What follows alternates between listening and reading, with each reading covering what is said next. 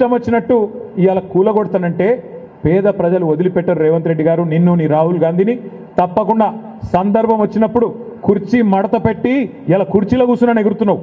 అదే కుర్చీని మడత పెట్టి నిన్ను తరిమి తరిమి కొట్టే రోజులు కూడా దగ్గరలో ఉన్నాయని చెప్పి కూడా నేను హెచ్చరిస్తా ఉన్నా. హైదరాబాద్లో ఉండే పేదలందరూ కూడా విజ్ఞప్తి చేస్తా ఉన్నాం. ఎవరెవరైతే మూసీ బాధితులు ఉన్నారో, ఎవరెవరైతే మూసీ పరివాహక ప్రాంతంలో ఈ ప్రభుత్వం చేతుల్లో విలవిల్లాడిపోతున్నారో వాళ్ళందరినీ కూడా మేము రిక్వెస్ట్ చేస్తూ ఉన్నాం. అసెంబ్లీ సమావేశాలు 16వ తారీఖు నుంచి ప్రారంభం కాబోతా ఉన్నాయి. మేము ఖచ్చితంగా ప్రభుత్వాన్ని అడుగుతాం, శాసనసభలో శాసన మండలిలో అడుగుతాం, అవసరమైతే రాజ్యసభలో కూడా అక్కడ కాంగ్రెస్ పార్టీ నిలదీస్తాం, వదిలిపెట్టాం. కానీ ప్రజలు ఎవరైతే ఇక్కడ బిక్కుబిక్కుమంటున్నారో వాళ్ళందరూ కూడా రావాలి, వచ్చి చూడాలి.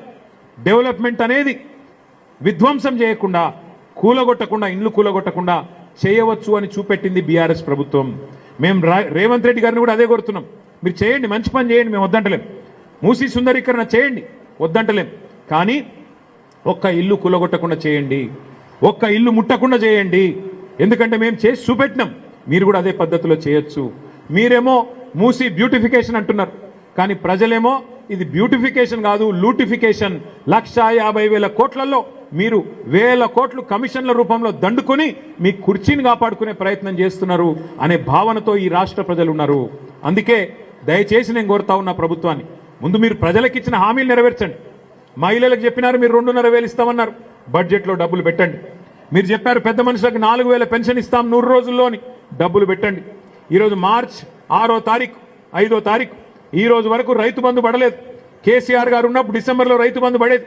ఇవాళ ఇప్పటి వరకు మరి రైతు బంధు పడ్డ పరిస్థితి లేదు. అది ప్రతిపక్షంలో ఉన్నప్పుడేమో ఇదే రేవంత్ రెడ్డి గారు ఆ రోజు ఎన్ని మాటలు చెప్పినారో ఒకసారి గుర్తు తెచ్చుకోండి. అయ్యప్ప సొసైటీలో కొన్ని నిర్మాణాలు ఆనాడు కొత్తగా వచ్చిన ప్రభుత్వం మరి కొన్ని డెమాలిషన్ చేస్తే ఇదే రేవంత్ రెడ్డి గారు మాట్లాడినారు. తెలిసో తెలియకనో పేదలు కట్టుకుంటే రెగ్యులరైజ్ చేయాలి కదా, ప్రభుత్వం అన్నాక పేదల పట్ల కనికరం ఉండాలి కదా, అక్రమమైన సక్రమమైన అందులో ఏమైనా తప్పులుంటే సరిచేయాలి కదా అని శుద్ధులు చెప్పింది ఇదే రేవంత్ రెడ్డి గారు. అక్రమ నిర్మాణాలను కూడా సక్రమంగా రెగ్యులరైజ్ చేయాలి కదా, క్రిమినల్ వేస్ట్ కదా, అందులో సిమెంట్ ఉంటుంది, ఇటుకలు ఉంటాయి, స్టీల్ ఉంటుంది, అంతా వేస్ట్ అవుతుంది కదా అని మాట్లాడింది ఇదే రేవంత్ రెడ్డి గారు. మరి ఈరోజు ఆయననే ఇష్టం వచ్చినట్టు వేలాది ఇండ్లు ఈ రాష్ట్రంలో కూలగొడుతుంటే బీఆర్ఎస్ పార్టీ మాత్రం చూస్తూ ఊరుకోదు. ఖచ్చితంగా ప్రతిఘటిస్తాం, పేదలకు అండగా నిలబడతాం. నువ్వు విధ్వంసం చేస్తానంటే చూస్తూ ఊరుకోం. నీ 420 హామీలు అమలు చేసేదాకా, బడ్జెట్లో నువ్వు ఇచ్చిన 6 గ్యారంటీలు అమలు చేసేదాకా నేను వదిలిపెట్టం. పేదవాళ్లకు ఖచ్చితంగా మేము హామీ ఇస్తా ఉన్నాం. ఈ రాష్ట్రంలో ఎక్కడ బుల్డోజర్లు వచ్చినా స్థానికంగా ఉండే బీఆర్ఎస్ నాయకత్వానికి చెప్పండి, మేమొచ్చి వాటికి అడ్డుగా మేము నిలబడతాం, తప్పకుండా మీకు అండగా నిలబడతామని చెప్పి కూడా ఈ రాష్ట్రంలోని పేద ప్రజానికానికి మేము విజ్ఞప్తి చేస్తా ఉన్నాం. అదేవిధంగా హైదరాబాద్ మహానగరంలో మూసీ నిర్మాణానికి, మూసీ సుందరీకరణకు, మూసీ ప్రక్షాళనకు మేము మద్దతు పలుకుతాం. కానీ మూసీ పేరిట లూటీ చేస్తానంటే మాత్రం తప్పకుండా అడ్డుకుంటాం. మూసీ పేరిట పేదల పుట్టగొడతానంటే తప్పకుండా అడ్డుకుంటాం, వదిలిపెట్టమనే మాట కూడా తెలియజేస్తూ పత్రికా మిత్రులను కూడా నేను కోరుతా ఉన్నా. మొత్తం 100% సివరేజ్ ట్రీట్మెంట్ ప్లాంట్ నిర్మాణం చేసింది కేసీఆర్ ప్రభుత్వం. గోదావరి నీళ్లను హైదరాబాద్ నెత్తి మీద కుండబెట్టినట్టు కొండ పోచమ్మ సాగర్కి తీసుకొచ్చింది కేసీఆర్ ప్రభుత్వం.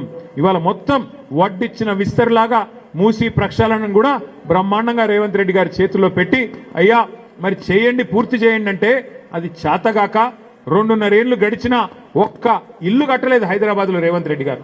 ఒక్కటంటే ఒక్క ఇల్లు నిర్మాణం చేయలేదు హైదరాబాద్లో. కేసీఆర్ గారు 1,00,000 డబుల్ బెడ్రూమ్ ఇల్లు కడితే నువ్వు ఒక్క ఇల్లు కట్టినావు హైదరాబాద్లో. ఇందిరమ్మ ఇల్లు అని ఇలా మేము కట్టిన ఇళ్లకు రంగులేస్తున్నాడు పెయింటర్ బాబు. రంగులు మార్చి ఇవాళ ఆ ఇండ్లకు రంగులు మార్చి 3 రంగులు